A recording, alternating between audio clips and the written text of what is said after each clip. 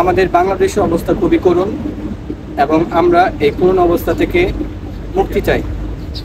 বাংলাদেশের ছাত্রদের উপর যে অত্যাচার অবিচার হচ্ছে সেটা আমরা বন্ধ দাবি জানাচ্ছি। এবং দক্ষিণ কোরিয়াতে আমরা যারা প্রবাসী আছি, যে যেখানে থাকুন, আপনারা আন্দোলন গড়ে তুলুন, প্রতিরোধ গড়ে তুলুন, প্রতিবাদ করুন।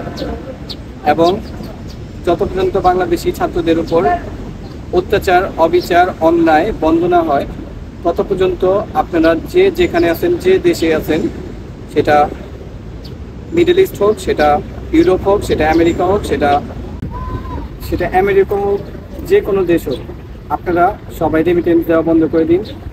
দেখবেন বাংলাদেশের সরকার অবশ্যই আমাদের দাবি মেনে নেবে, আমাদের ছাত্রদের দাবি মেনে নেবে।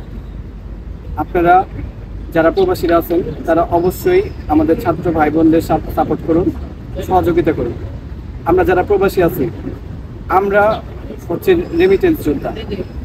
বাংলাদেশ স্বাধীন করেছে মুক্তিযোদ্ধা, কিন্তু বাংলাদেশ চালাচ্ছে রেমিটেন্স যোদ্ধা।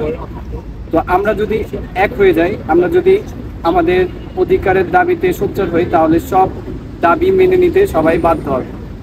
তাই সবার কাছে বিনীত অনুরোধ হচ্ছে যে আপনারা আমাদের এই সংগ্রামে সবাই এক হন, সবাই রেমিটেন্স দেওয়া বন্ধ করুন।